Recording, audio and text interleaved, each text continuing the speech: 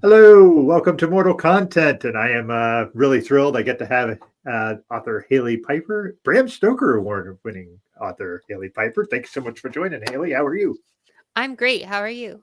Doing well, thank you. So traditionally on the show, we start with what we're drinking. Doesn't have to be alcoholic. I am doing something alcoholic, but I picked up something. I finished off the last of this, and I figured it was apropos. This is No Man's Hands whiskey. This this is a limited edition whiskey made by Short Path in Massachusetts, made by all female and non-binary folks. So that was a pretty Nice. cool whiskey. Although as you can see, it was pretty good because I finished it. So here's to there. What are you drinking? If you're I having any, just finished some hot chocolate and now I'm having water. always good to hydrate, right? Yeah. So let's start off here. Let's talk a bit about your upcoming book. Could you tell us a little bit about No Gods for Drowning? Sure. That one's always kind of a hard one to fit into a bottle just because there's a lot going on with it. But in a nutshell, it's about uh this woman, Lilac Antinous, is trying to bring her mother, a blood god, back to where she lives, um, because in the beginning, people were prey to sea monsters on the continent that they live on, and that is beginning to happen again since the gods abandoned them. Um, Oh, However, to entice a god to come back, you need blood. So she will do anything to accomplish this, even if she has to slit a few throats. At the same time, her her lover, Arcadia Mirren, is part of the flood fighters, trying to stop, the sea monsters and try to get people away from flooded areas. And her friend, Alex, and his partner Cecil are detectives who have been tasked with finding who's doing the killings. It's a wow. complicated situation personally for all of them.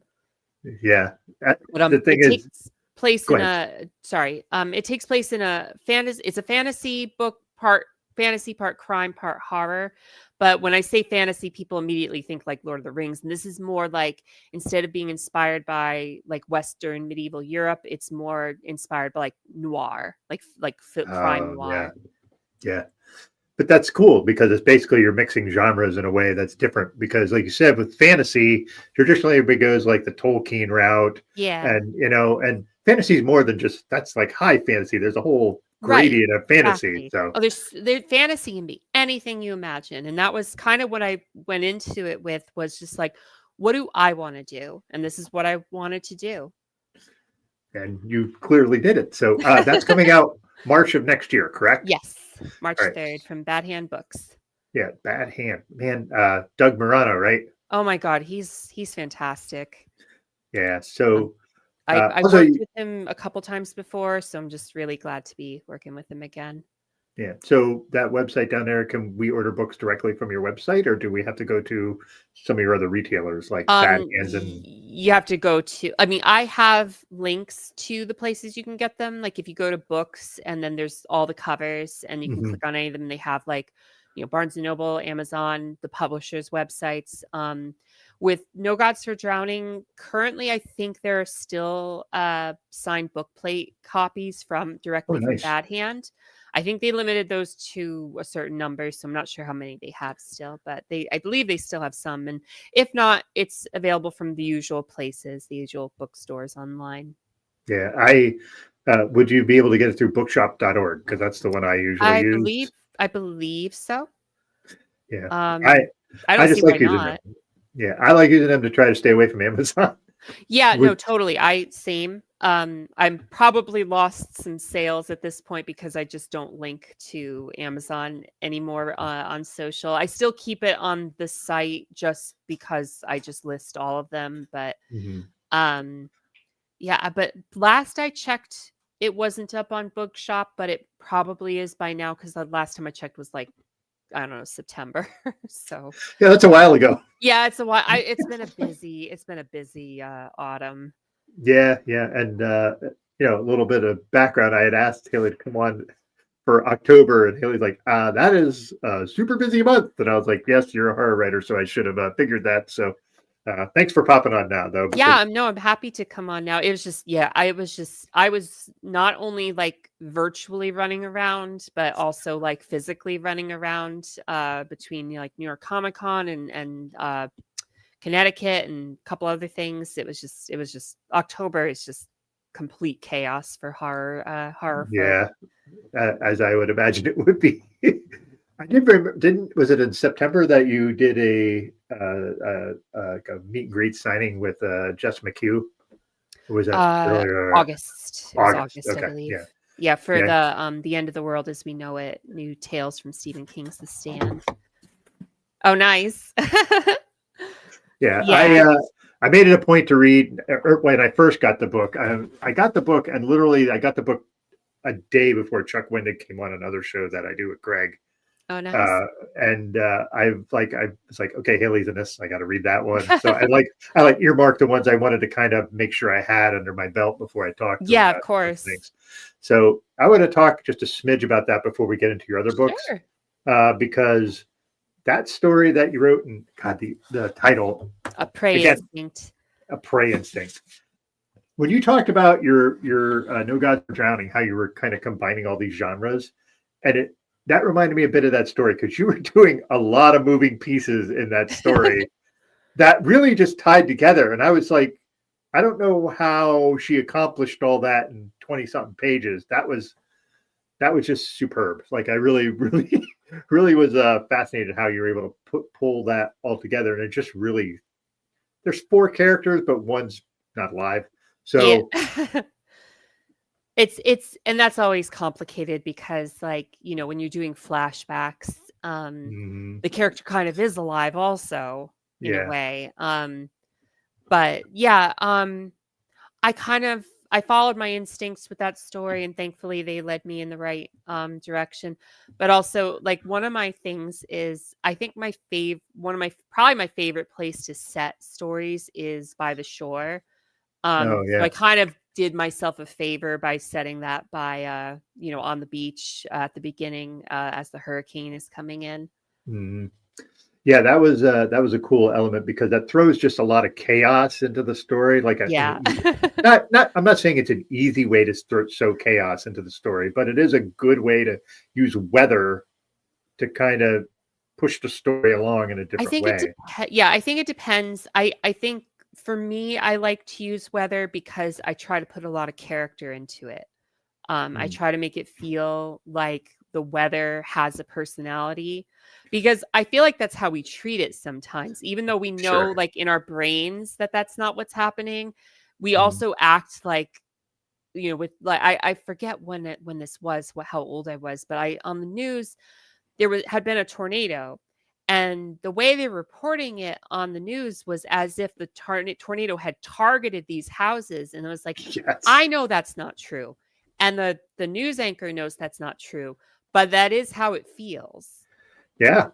Yeah, it does. Like, remember in the movie Twister, Yeah. He when Bill Paxton's she, like, she's like, if you know, miss this neighbor's house and miss that neighbor's house and hits yours, and he's like, God, is that what you think happened? yeah, And it's like, yeah, but maybe you don't that's how it think that, but feels. that's how it feels. Yeah. Sorry for the harkening back to a movie No, from the I 90s. remembered exactly what scene you were talking about, so you're good. Yeah, it's like Helen Hunt's It's a like, memorable movie. you haven't had it like feel like it's coming at you, and that was Right, like her right. point about it. So Yeah. but that way you kind of put the weather into that, and you're also, I don't want to spoil it for folks who haven't read it, but there was a point where they said you used a line called "They let her out," and I thought it was about one thing, and it was very much not. Yeah. I absolutely love that little kind of finagle twist there. That was great. So I really, really appreciate that. Have you read that whole book, or have you read I anything wish. else? It's It's so I have thick. read some other stories, I haven't finished it yet, so I have there's reading you wanna do, and then there's the reading you have to do, and then there's Yep. also the writing and stuff, so it's like, I it's very big books, so, I mean, But eventually I will read all the stories. I've read, that is a Jonathan tome. Janz's, I've read Kat Valor's, I've read a few, but not even half yet, So I do have Yeah, I that's have more than plenty me. to I, go. I think I'm a third. So the one I didn't get to read yet that Chuck recommended I read was a Nat Cassidy one, and I haven't gotten to that one yet. I But did read that one. That one made me a little jealous because when I heard about what he was doing, I was like, "Oh, that's so cool! I wish I'd come up with something like that." yeah, it's Um, always that bummer, right? well, yeah, I mean, Not a I'm happy bummer, with but I'm happy with my story, but I was just like, "Oh my god, that's such a cool concept to be using." Kind of the not to spoil. I'm not going to spoil it, but like kind of use the meta side of things. Just because the Stand has had two very different editions, and to Mhm. find a story in that is that's really neat. Yeah, I think Chuck mentioned that Nat took this approach where they said, "Don't do this," and that's like, "I'm going to do all of that," Yeah. and Well, just and that's kind the of made thing. it work. It was a situation like we pitched our stories, and then if they got the thumbs up, we wrote them. Mhm. Um, it all came down to like what was Stephen King going to be okay with. Yeah, So and he said yes to everything. So that's awesome, and it has to be really cool to be part of an anthology that he kind of put oh his yeah, weight behind, right? definitely. Oh, totally. And I mean like and he wrote I don't know if you've read the introduction, but he wrote a I did. fantastic introduction. Yeah, it's interesting because with that anthology, sorry, I'm harping on that a bit because I I have two of your other books here with me, and unfortunately, my TBR pile, like everybody's, is just it's massive. Yeah, oh yeah, of course. And I said to my wife this week, I'm like, I really got to read books, and then life got in the way, and I just Of couldn't get course. to it. But the just the idea of having that sort of anthology approach to it, and I know you've written quite a few stories for different short stories and anthology stuff. And I know you did one with Gemma and Moore, which I haven't gotten yet, which I absolutely want to pick up, but Yeah, I haven't Roots of yet. My Fears. Roots of My Fears. I actually considered putting, but nobody knows me. So it was like I didn't really have anything handy to, and I didn't have the time to write something. But how is your approach to books versus the short stories? Is there a different approach, or is it just kind of I have an idea and here I go? Um Well, I think an idea with a book has to, for me, it has to cook for a while first. Hmm. Like I can take off like a rocket and write a draft quickly, but the quicker it goes, the more time before that it had to be like in here. Hmm. So a lot of times what is making up a book can be in my head or in notes for months, even years before I'm actually writing it. And like there'll be things jotted down, of course, but it's not the same as sitting there and like time to start the draft, time to write a chapter, time to write this scene. Whereas a story, I can have that drop into my head and I'm just gonna go at it. Because it's kind of low risk. If it doesn't work out, it's like, nah, it's just a story. It didn't take that long to write. Usually I think the longest a short story has taken me write was like 2 months, but that was exceptional. Like usually it's less time than that because it's just like I like Stephen Graham Jones is kind of like this. He tosses about half of what he writes. I Wow. don't do that as much. I'm not that far gone.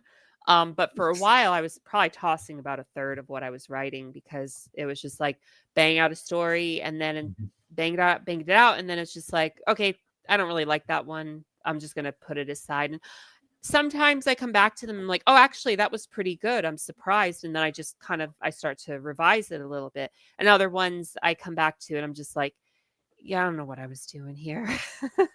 But it's kind of one of those.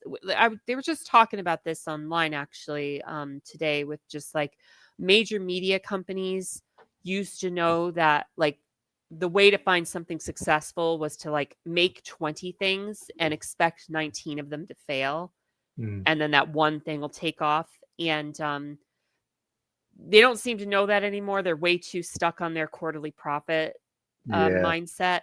But that's how I have been with writing in the past. It's like you don't know what's going to work until you sit down and try it.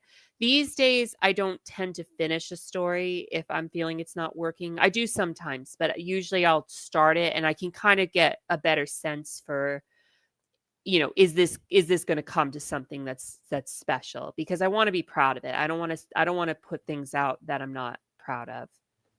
Yeah, I get that. So I write not as much as I would like, but I've never had anything published other than I did a pretty moderately successful dad blog thing, in my earlier years when my kids were not old and were okay with me writing, didn't know I was actually writing about them. But Yeah. but the idea of sometime writing things that like, having ideas and getting them through is there's some things that I just get to a point and I get stuck and I'm like, I'll shelve that. And most of the time I wind up not going back to it. And I think sometimes that's a bit of an issue, but I would say, like, when I say I don't finish things, that's because I've had a lot of experience with finishing things that I didn't feel were working, and then some kind of identify what that is. But I would say if you have a habit of like not finishing things, then it's important to kind of make yourself finish them, even if it's not like the way you wanted it. Yeah. Just to get in the habit of finishing things. Fair point. Yeah, I just maybe at some point I'll get that through my head. But anyway, this isn't about me. I want to talk a bit about. So we talked a bit about No Gods for Drowning, which I'm really looking forward to. Let's talk about this particular book, A Game in Yellow. I've seen it. It came out in September. So tell us a little bit about that, please. August, sorry. So tell us a little bit about that, please. Game in Yellow is about this couple who are kind of in a rut, and they've been doing increasingly intense kink things to try to liven up their relationship again. And they meet a third woman who introduces them to the cursed play, The King in Yellow. As like if you read too much, you go mad. That's the classic element of the yellow mythos.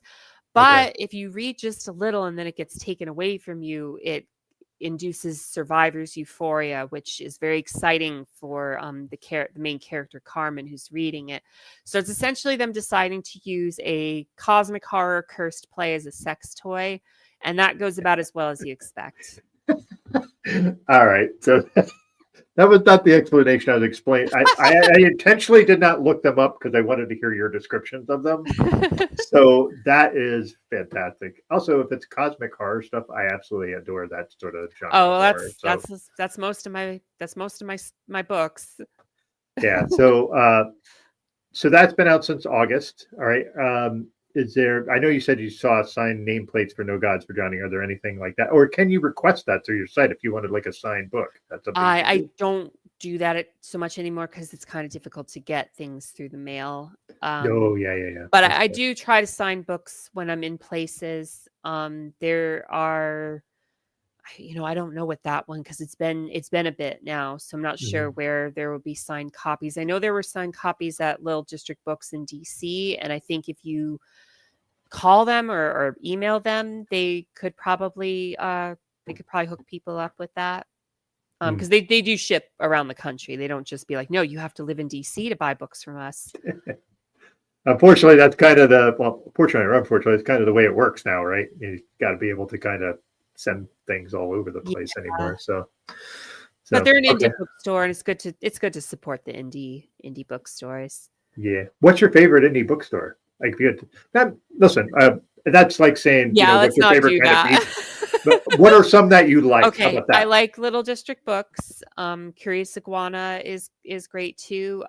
Little Ghost Books. Toronto. In Toronto, yeah, I love that. I've been there. I love that bookstore. I haven't been there. I wish I could get there. Yeah, those are some of my favorites. Yeah. Loyalty Books in DC they're also wonderful. Yeah. One of the ones I've been following, I just started following, and I've ordered some books from them, was Ghoulish Books, but they're out of like Ghoulish Books is great. Yeah, but they're in San, so not like I can stroll into their shop. Right. You got to get all the way down to Texas for them. And I haven't been there yet, but Twisted Spine in New York City is supposed to be great too. Okay. So, all right. Well, that's the thing is you can find good little ones. There's actually one that just opened about maybe, well, it's on my way to work. Then my work is like an hour from where I live. So that's dangerous if there's a bookstore on the way to work. Hmm. But that one's called Protagonist, and it's run by Oh, a queer married couple, and that is just a cool little shop. And nice. they have a lot of like it's small, but it's very cozy. They did all the work themselves to Oh make it wow. what it was, and they have just like they basically like sourced like some small foods from different places and baked goods from a certain Oh bakery and all that. cool. It's a really nice little shop. So that's Aw, one. If you're ever near Ithaca, New York, I'd recommend going to that one. That was a really cool little place. But nice. so yeah, there's support all your indie shops. Please do that. You know, Amazon makes enough money. You don't need to Yeah, exactly. sizzle And them if you can help and it. even if you don't want to or can't order directly from a store, go to bookshop.org, link up where you want to get stuff from. It bounces back to that shop. Hmm. Anything helps. Yeah, especially and of course I'm Oh, going and to say in this economy. Libro FM also. Oh You yeah, can link a indie bookstore when you're buying audiobooks, they get kickbacks. that's right. That's right. I forgot about that one. Thank you. Yeah, so that's cool. So another book that I want to ask you about because I just like the title, and it's "Teenage Girls Can Be Demons Too," which is just a lovely title. So can you tell us a bit about that one too, please? Maybe if we do another one, maybe that'll be the title. It's just two teenage girls can be demons. Oh, I Um, said two. I'm sorry, I yeah, put the two on but you. who know? You know what? You're just getting things ready for a Oh, for the second sequel. volume. All right. So that's a short story collection that came out from Titan in September. I think that's where you got the September from for the other book. Yeah, I think I Um, transposed them. Sorry. no, don't be sorry. You're fine. Um, yeah, so that one's a collection of coming of rage stories, just about Rage. the monstrousness and horror of having of adolescence, and growing up. And it's very it approaches it from many different directions. Freshman in college, high school, on vacation with the single parent, different locations, different situations. But it's all just about like just teenage or growing up or flashing back to circumstances that happened to somebody when they were adolescents or raising an adolescent, and just dealing with monsters and all the awful stuff that can happen in those times. Yeah, having raised four people that are now adults, I've gone through all the adolescence in a lot of different ways, and it's interesting because And you like that also is were one at some point. that's true. So I was. so Now it's that just was many years ago. yeah, but it's just one of those things that feels universal. Is like is growing up is hell. And sometimes you got to be demons to get through it. Yeah. Daniel liked the coming of rage idea. I think that's a cool one too. That was my editor Daniel Carpenter's coining for that. Yeah, man, editing. Ugh, I am muy horrible at editing. I am super not good at that yet. But as with everything, it takes practice, right? Yeah, exactly. So how did you get to a point where are you? Do you think you can edit well? Um well, I've been a professional editor at times. Oh, well, then you have a So leg up on me. well, and people would say like, "Oh, you have really clean manuscripts." It's like, yeah, I do this, you know, on this besides writing, I also do editing. So, Yeah, um yeah, it is one of those things that just takes practice, and you get an eye for spotting things. I think it's becoming more and more crucial as like for example Microsoft Word functionality kind of starts to break down as they add more garbage to it. So I've hmm, had to turn so many things off just so I yeah, can actually work on my stuff, because it has things coming up where it's like you'll have a character cursing and it's like, that isn't very polite. Would you like to consider an alternative word? It's like, no, fuck Whoa. you. Get lost. I don't want to see Yeah, that so shit. I've turned most of that stuff, and it's just like it just means that I have to be paying all that much more attention when I'm going through things. But thankfully True. I'm not alone in it either. I have, my editors at different publishers that I work with. Yeah. I also there's just the idea of like they're doing that with kind of that AI shit that they throw into everything now too. So they're trying to like turn that off. It's just Yeah. sometimes you I can't. I'm using a version of Word that I purchased years ago, so it's not like the online version, so I'm able to just kind of put a wall up for all that Oh, that's stuff, good. and I usually keep my computer, offline in airplane mode because I just don't wanna deal with Don't it. want to deal with it. That's smart. The airplane mode. That's a good tip because It keeps you from browsing also while you're supposed to be writing. Well, also you gotta put your phone on the other side of the room. yeah, that's what I was I gonna have say. I have so many techniques for not letting my attention get stolen. Like if it's movie, reading, writing, my phone is often on the other side of the living room. I can see if it lights up, but I have to get up to go scroll or something, and I usually don't feel like getting up. So yeah, that's my problem. Is like most folks, I just like all right. It needs to be here in case something happens, and 99.99999 times the percent of the time that yeah, but nothing's I'm just happening. that's why I'm like, well, I'm gonna hear if something happens because it's just over there. It's kind of Yeah, that's my mentality. I understand with other people, it's like, no, I need it right here. So I get yeah, it. yeah. I wish I would be smart enough to put it elsewhere, You can but also just throw it. I mean, that way you don't even have that's to true. pick it And up then you to just do have no anything. phone. Yeah, exactly. Or I mean, if you can aim for a soft surface, and it's you'll get better at aiming as well. No, that's true. True. So I also have two of your other books. Again, I apologize that I didn't get to read them yet, but Don't worry about it. these It's a two. lot of books. So yeah, it is a lot of books. Queen of Teeth, which I actually ordered with V. Castro's Goddess of Filth at the same time, Mm. which was I did get to read that one, and I'm like, I'm reading this next, and then I just Yeah, so anyway. you've got the pre Stoker emblem on like yours is before that. See all the versions now have Oh, the the little Stoker Stoker emblem. emblem. Yeah, so yours is actually a limited Ooh, item. ooh. Maybe I'll take it at Antiques Roadshow. So I believe I know what Queen of Teeth is about. Um, did that's something you want to discuss, or do you want to Sure. leave it It's in the ether? I've had plenty of years to get good at pitching it to people. Uh, Although it's the most fun is being at a con and watching people pick it up and flip it over and watching their faces as they read the back of the book. Um, but it is about a woman who discovers she has teeth growing between her thighs, and after a one night stand, and she's not sure what's going on, and then that escalates to horns and tentacles and a voice that she hears in her head, and a whole monster that's growing inside of her, as part of her. And the woman she had a one night stand with is also works for the company that may have done this to her and is hunting her. oh, okay. So that's a lot more than I thought was going on in that. So, all right. It's also a love story between two women and a vagina monster. So it's a throuple. It's complicated. As hey, complicated is on point. So,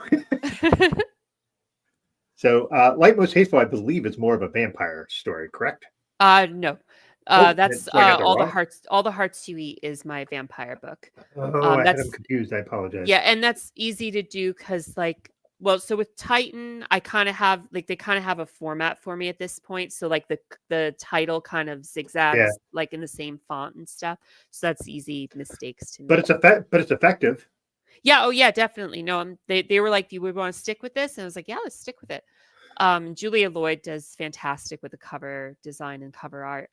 Um, a light most hateful is a little more simple setup than Queen of Teeth. This girl she ran away from home when she was 15. She's been living in this town for 3 years and just feels like her life isn't going anywhere. All she's got to her is the people who took her in and her best friend Sunflower.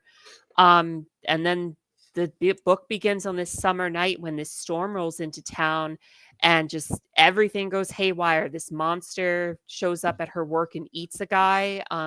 Most people in town seem to be overtaken with this weird sickness where they kind of just stumble around unless you touch them, in which case they gang up and beat you to death, and they go back to wandering around, and reality itself seems to be coming apart. And so she's just trying to find Sunflower and everyone else she cares about and get the hell out of town before it's too late. That is intense. It's a gauntlet. Yeah. What I also want to say is like your titles, like The White Most Hateful, All the Hearts You Eat. I feel like you, and I think Eric LaRocca does a great job of naming his books too. Like just the names he comes up for things, and I'm like that. If you guys come up with good names for stories, that's well, thank the you. thing. But I feel like that matters, though, right? Like the things that matter are like here, you want a good cover and you want to have a good title that's catchy. Yeah, I mean, it matters to me. I care about the titles. I know some people. It depends on the person. But I know I care about the titles. I want it to feel right. So Yeah. I'm sure Eric is the same. Jay, way to go! Sorry, that's my buddy Jay. It's like I'm late. Hello. Yeah. So another thing that I wanted to ask before we start delving into like general horror is, what are some authors that you really either think more people need to get their eyes on their books, or just ones that you just like what they write? Like, I mean, this is not a definitive list of these are the only people Hailey likes. I don't mean it that way. I just like some people that like you go, oh, I wish more people read their stuff. Well, I definitely wish more people would read Joe Koch. He's a brilliant author. Honestly, just very complex stories with genius prose, and I just wish more people were reading his work. He's got a couple short story collections out, Convulsive, Invagines. Yeah, it's just honestly just brilliant work, and his is definitely work that I want to see more eyes on.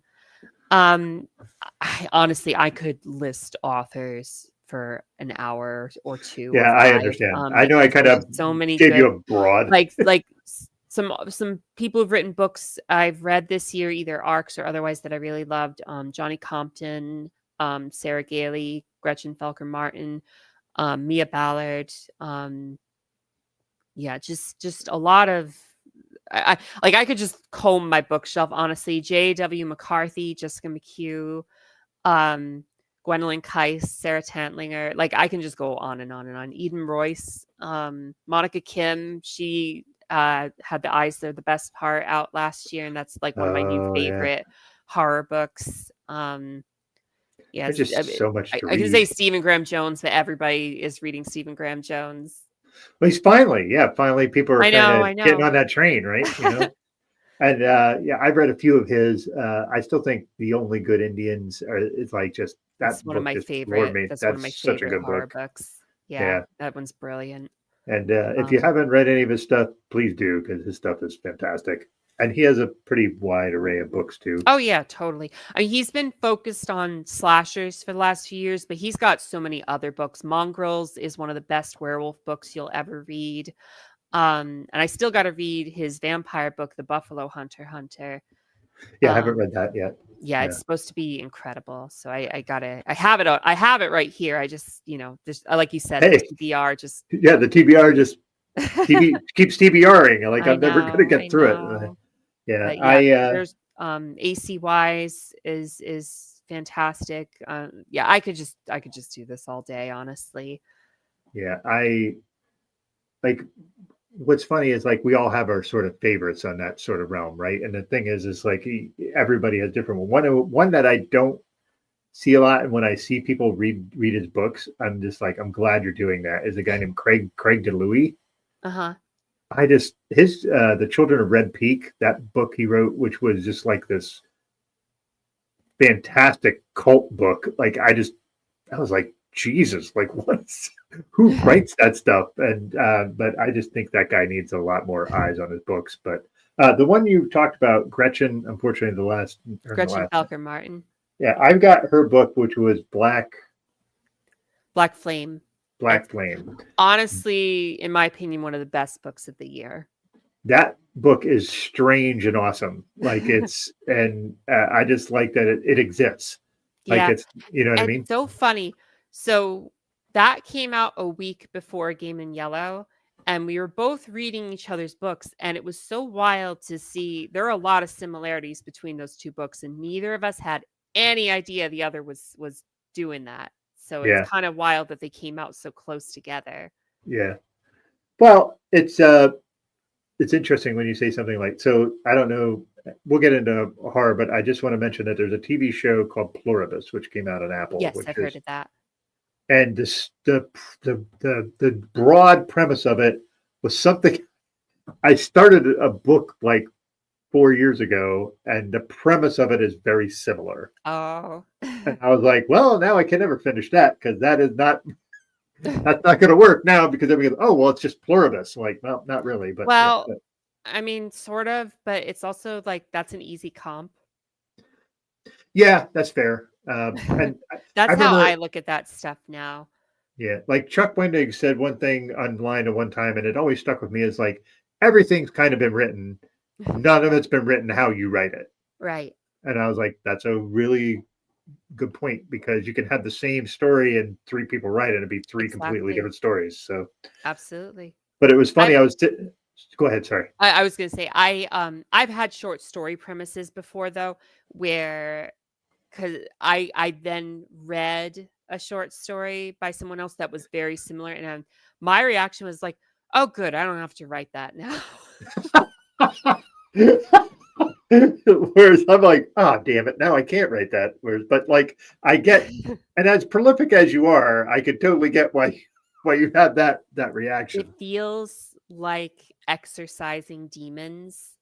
So it like the thoughts itch at me a lot. So I'm like I feel compelled to write them because so I obsess over them. So I had started that story, the one I have in mind. I Mhm. can't remember the name of the story that I read that was like, oh good, I don't have to read that. What is the author's name? Brian. I can't remember. He does some great cosmic horror. I'm kicking myself that I can't remember his name, but I think it was like um the Great Goat and His Thousand Children or something was that this the name of the title of the story, I think. But um I had started the story I was writing and I was struggling with it. And I read that and it was like the pressure went away. I Oh, was like, okay. okay, I don't feel like I don't have to exercise that. It's already here. Like the point I was trying to make is already here and he already told it really well. So I don't have to do anything now. Yeah, I could see how that would be sort of a pressure release valve there, and that like it's interesting just how everybody has sort of a different view on it. But Yeah. yeah, so to the staying sort of in the horror realm, but we're going to go outside of books if you're okay with that. Sure. So I know you're a big fan of like very interesting horror movies. I've seen some of your posts about it, which I love. I just love your just unabashed love for things on that. Uh, what are boy, I'm going to try to phrase this so it's not so broad because I don't want to kind of make it be like I could say 5,000 things. So If you say what are some horror movies you like, then that's just like, oh that's boy. yeah. So how about we start with this? What's your favorite horror genre? Any media, like Oh, favorite um, genre? Because I there's a ton of guess different I genres. guess at this point I would say it's cosmic because I must be keep gravitating to it for a reason. Hmm. I would say it's my favorite subgenre. Yeah. I just like I like writing it. I write it by accident a lot of the time. Like I'm just be writing my stuff and then it turns out cosmic and I'm like, either I'm like, oh shoot, I did it again. Or I don't realize I did it again. And then readers are like, oh, Hailey Piper did another cosmic horror story. And I'm like, I did. And I look at it, it's like, oh, Right. Oh duh, yeah. obviously. Of course it's cosmic, this and this, yeah, why didn't I see it before? But when I'm reading it or anything, I really love the scope of ideas. I like the breaking down of what we assume to be reality. Mhm. I like to feel the wonder and awe of it as well as the horror, just because I'm a big fan of like the broad scope of things Mm. like that. Because it's weird because I think the first cosmic horror I experienced, I used to say Stephen King's It because the end of that gets very Yeah. cosmic, but I think it was back when I was little and there was like this dinosaur special on TV where they were doing the asteroid and such, Oh, and um is strangely like it gets a bit surreal, but it is strangely like transcendent in a way of just like this it feels like the sky is like pushing down on the land, on the dinosaurs. And I didn't realize that until I found the special on YouTube and I was like, oh, I remember this. I used to watch this a bunch. And then I saw the end of it and I was like, holy shit. was it one of those things you're like, maybe I shouldn't have watched that as a kid? No, stuff like that didn't phase me then. The 80s were a different time. Oh, they were. Um, but it wasn't like gruesome or anything. It was just like the weight of it was a Yeah. lot, and like the meaning of it was enormous. Bigger than I could conceive, because for me it was just a fact. It's like, oh yeah, an asteroid killed the dinosaurs, but there's so much more to it than that I know now. And in like just showing that kind of imagery is just Mm. like, this is intense. This is a huge thing that happened on our planet, and it's so long ago that we can't even conceive of the time. And like that's Yeah. cosmic to me, and like I love cosmic horror with that, and that's why I probably mess with it so much, because I'm just obsessed with it that way.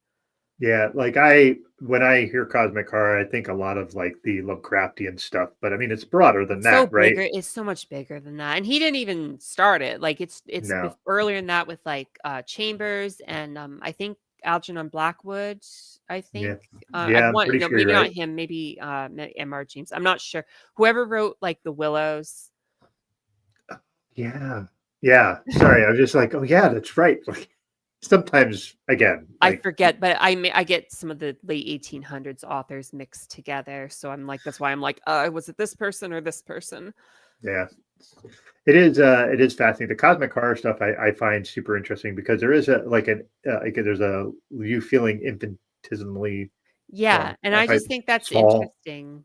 And like Victor Laval wrote The Ballad of Black Tom, which is an amazing kind of I hate to call it a retelling. I don't even think that is an appropriate way to look at it. It's kind of like a different approach to Lovecraft's story, The Horror at Red Hook. But there's a line in that where um because of the prejudice the main character is facing, he's aware of the cosmic horror thing. It's like, oh, the horror of being uh in unimportant, and he's like, I wish to be forgotten. I wish to not be noticed.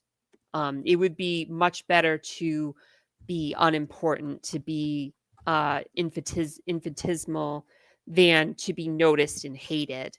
And that's something I feel like I've kind of approached a little bit sometimes with my cosmic horror. Is like the cosmic horror thing might have just happened to you because nature itself is cosmic, Yeah. but sometimes what's been directly affected has a mind and has attention, and it can be focused on you, Yeah. and there's Circling not back much to you this can do about it. circling back to how it feels in a tornado, but that sort of thing, Exactly, right? exactly, Yeah. exactly. Hey, have you ever read the book Lovecraft Country? I know it was made an HBO show, which was phenomenal, but did you ever read the book? No, I haven't read it. That is one of the cooler cosmic horror, but they tie it in with Jim Crow, Hmm. and it's by Matt Huff. The book is awesome. I'm They made it into a show, and the show was really good too, and it was canceled after one season, which typical for streaming service What to have is this these awesome, days? yeah, like you have this one awesome show. Yeah, that's enough of that. Like the first season of The Right. Watchmen was that show on HBO was an HBO. Come on, man. Usually it's Netflix, but that's twice HBO has kind of screwed the pooch on those things. It's But every streaming service, honestly. yeah, I don't understand that if it's something that's popular, other than it costs too much to produce, whatever. I But have no idea. I don't know. um, I don't think I don't, I think in a lot of situations it's not even people making that decision. There's like some spreadsheet that runs to this point, and instead of looking at all the nuanced factors. They're just like, well, this row E of column D says no, so therefore we cancel it. Yeah, I think that's a pretty good assessment of how it works. Unfortunately, which sucks because there's so much good content that I know. gets booted. Like Oh, there's people don't even know things exist. There's a brilliant anime on Netflix called Pluto, and I'm pretty sure most people have not watched it. It's like 9-hour-long episodes, and it's this kind of, no, I wouldn't say bleak, but it's definitely severe retelling of something involving Astro Boy, and it's just like we just stumbled upon it, but I've never seen anyone talk about it. Aries is another, like, these are mini series, thankfully. So the fact that people didn't know about them doesn't mean they're canceled. They just are. But it's one of those things. It's like, yeah, these are great shows and they just get buried. yeah, and the other thing is there's so much you can watch and in so many different platforms, and I think sometimes that doesn't help. Like Yeah. there's it's really difficult to kind of find that cultural zeitgeist now with there's so Yeah. many ways with and it's not just the things you can watch, it's your phone. Right. There's a Right. there's a million different distractions, so it's a little hard to get something that has that sort of lightning in a bottle approach. Like I remember like the first episode of Lost, like Hmm. there was a very real cultural thing to that. Like that was what the first thing that I remember really kind of really using online stuff to kind of further the lore of it. Yeah. And I don't know that that exists as easily anymore. I think it can happen, It but can, I think, but there's not really a monoculture like there used to be. People are in their own niches a lot more. And that's true. unfortunately, the bean counters kind of have to weigh the scales of how much attention they can get versus how much it's going to cost. And Mhm. the ceiling is lower, but the prices keep going up. So it's complicated, unfortunately. It's always complicated, unfortunately. So the other thing I wanted to ask is I've seen some of your posts talking about sapphic horror, and I think I mentioned that to an email to you, but uh, that's not a genre I know very well. So if there's something in that genre that you would think people should put their eyes on or watch or listen to or however whatever medium it comes in, are there things that you would say are in that realm that you listen? This is your personal subjective look at it. So I'm curious what Hailey Piper thinks about that. Did you say what subgenre did you say? I thought I said sapphic horror, Oh, but okay. maybe I was mispronouncing that. But Um, yeah, I mean, the unfortunate thing is there's not as much as I would like there to be, and I know many sapphic horror authors who don't, like, they themselves are sapphic, but they don't write it, oh, okay. which is a shame. Mhm. Um, but one that I can think of right off the top of my head is The Haunting of Velkwood, by Gwendolyn Keist. I feel people should read. Another, it's the problem. Like, my brain is like, I didn't have these off the top of my head. Yeah, sorry to Yeah, drop that on you, but it's it a just few came years to me. old, but it just had a new edition last year. It's To Be Devoured by Sarah Tantlinger. That's an excellent novella. And a lot of stuff by what is her initials? Crap. TC Parker. T.C. Parker, okay. Yeah. Um, yeah, I wish I had a longer list ready. It's just that I know so many authors who would kill it with this and they just don't write it.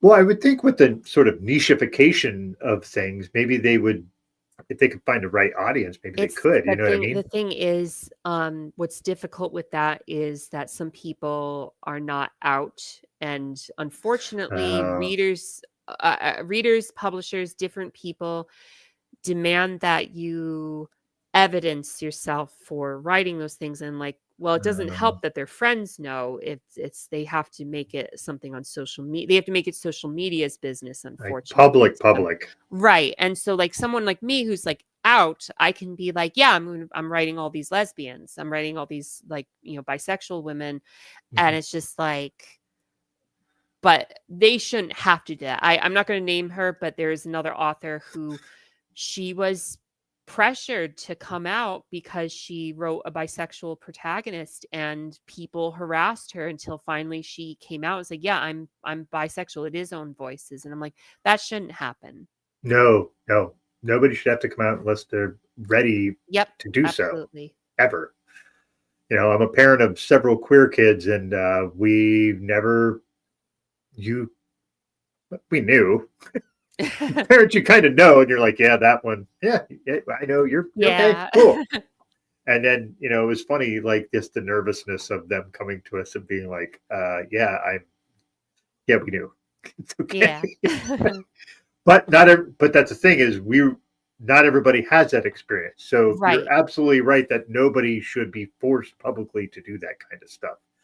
And there's And at the also same and on the same vein, the ones who are out shouldn't feel like they have to demonstrate it with their fiction mm, if they're not feeling called to it. So yeah, it's I'm like, would I like to have more of that to read? Absolutely. But I wouldn't want to be like, come on, do it. Come yeah, on, write it for me. Susan Palumbo is another one. Her book, her Countess, it keeps getting put under sci-fi, but that is a horror book in space, in my opinion. hey, they can be both. Yeah, exactly. That's true. That's true. I'm weird with it because my novella Your Mind is a Terrible Thing.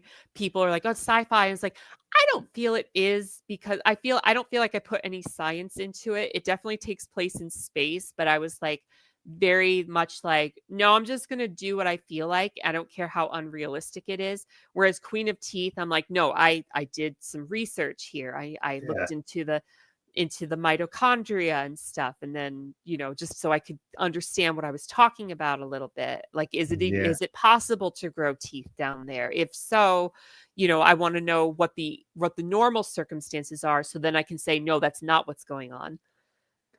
yeah. But that's the thing is it's science fiction. The problem is anytime it's in space, people I automatically know. assume it's That's science fiction. Star Wars. Like, I'm just like, this is a fantasy series. It just It happens to is. take place in It's space.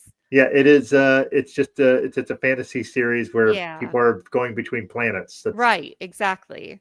Yeah. So, all right. Well, I know our time is growing short here, but I would like to talk a little bit about your books again. So you can talk a bit about No Drowning for Gods. No Drowning for Gods. No gods for drowning. No Gods for Drowning. Boy, I had a background. Sorry. Yeah.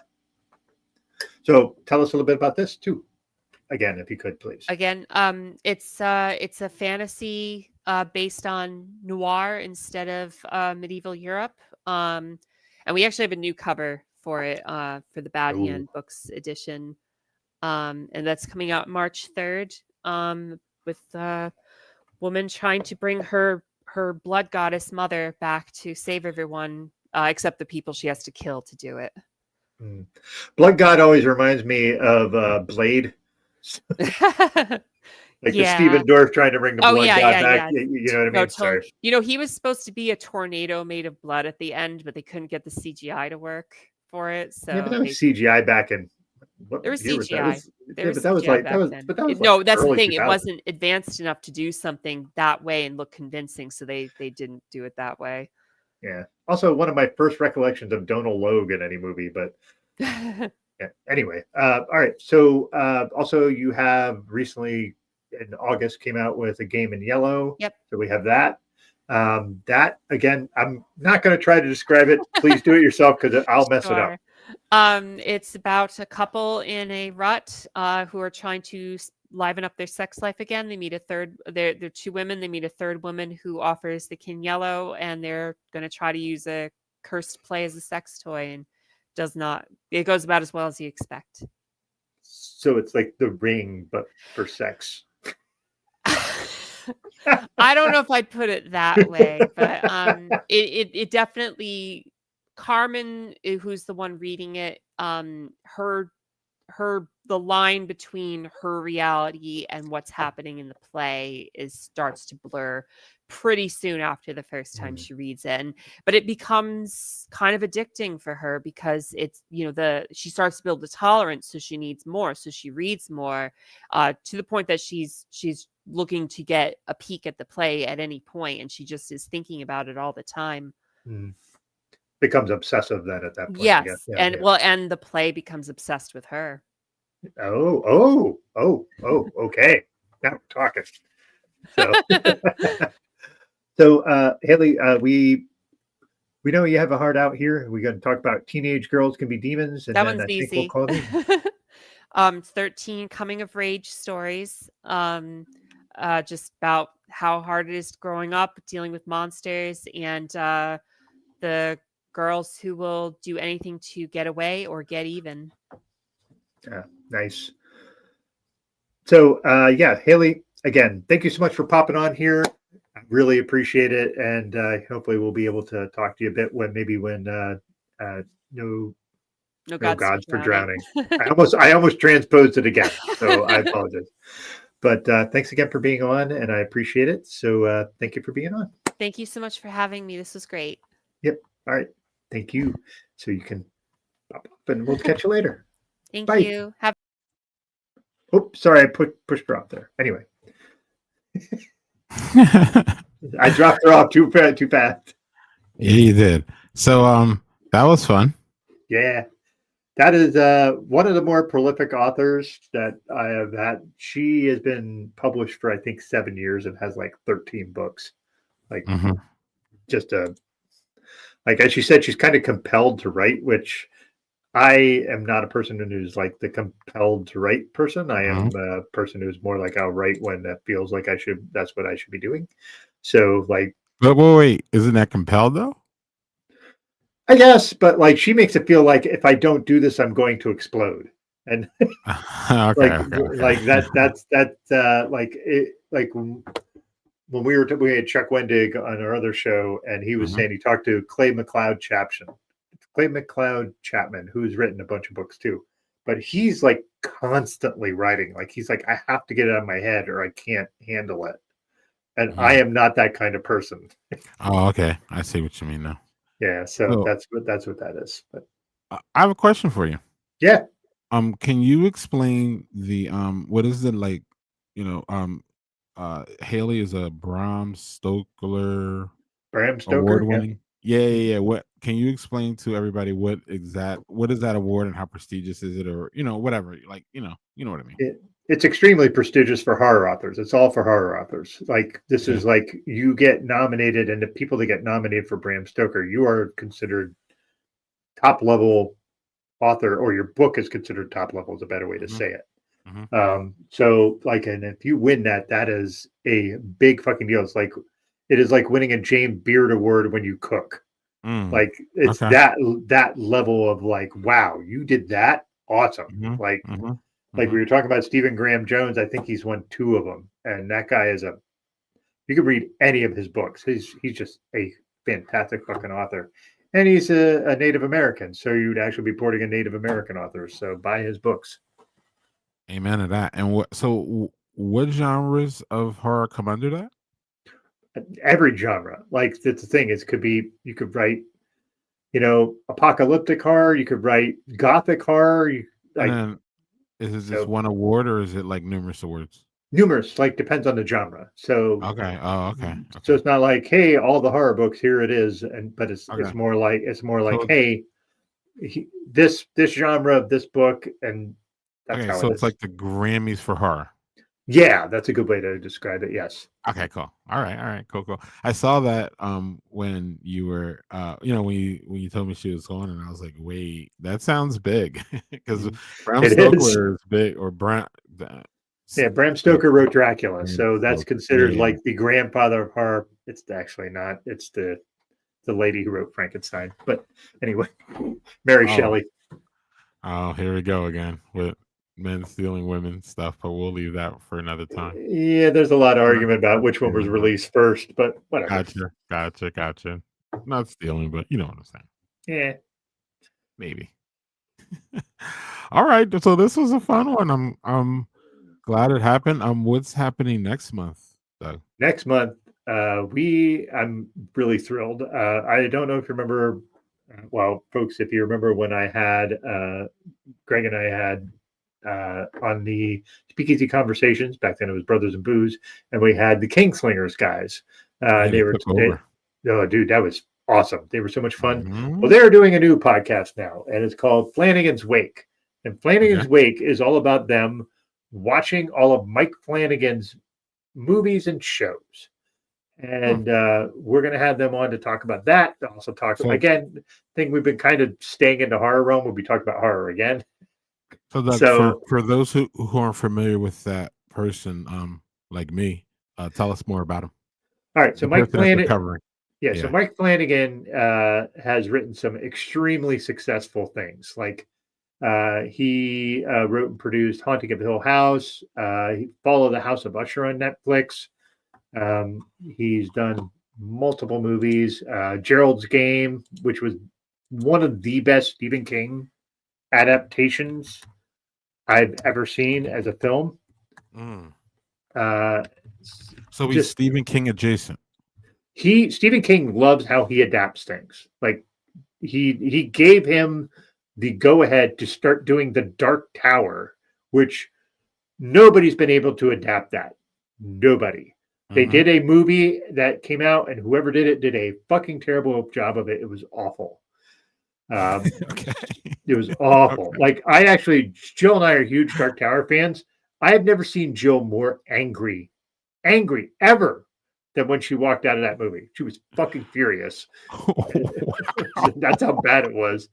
So I mean, he's done like Doctor Sleep, which was essentially the quote unquote sequel to The Shining. He did the show The Midnight Club. He did the movie Hush, which Hush is a little near to my heart because the main character is deaf. The main character is also his current wife, Kate Siegel, and Kate Siegel is a phenomenal actress. And now she helps him produce and do all different kinds of things. I don't know if you remember the movie Life of Chuck. He just did that last year, the year before. So this guy's prolific.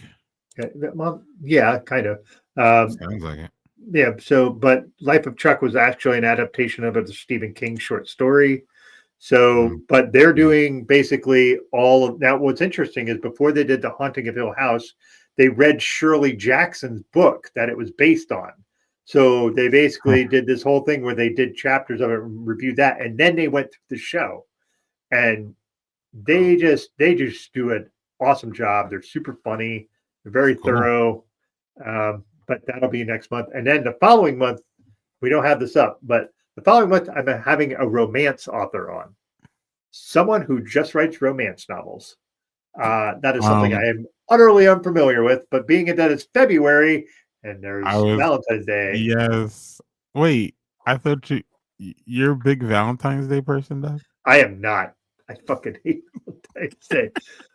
But the point is this is a person I've been friends with on Facebook for quite some time, and she decided I'm going to write romance novels, and I was like, all right, cool. And then she just now, if you don't know romance genre, you have to put out like 3 or 4 books a year to get traction. A year. What? It is insane the pace they have to go at. So why? Because the people read them that fast? Yes. Yes. And most romance novels like 200, 250 pages. Like most of them are like quick reads. Yeah. They're like large novellas. And then wait, hold on, Doug. Do they all connect then? So are we talking? Some of them are series. Some of them are series. Some of them are just one-offs. She writes series, and she's written like multiple series. And I'm fascinated to learn what that is. Like, and is it spicy, Doug? Is it spicy? Hers are. Not all are. I have another friend in person who for a while wrote what's called sweet romance, which is like basically there's no sex, there's no kissing, they're just implied. They get to that point and then they cut to a scene. You never hear or see any of that. So there's a whole genre of that. There's also romantasy, which is a big thing now. That's basically like a Court of Thorns and Roses is basically like fairy sex. And then there's another one that is that's What? dragon sex. Yes, there's a lot of that shit going on. That it's weird and Yeah, interesting. but And that's bestiality. Or wait, dude, I can't explain it. A lot of women, not all, but like a lot of women like that shit. It's a fantasy for them. It's wait. romantasy. It's romance fantasy. You know, I never saw that Game of Thrones. Were they doing that and that? Were the dragons messing around? No. Okay. That's just sort of high fantasy in the same Okay. realm of Lord of the Rings, but with a Okay. lot more fucking and incest.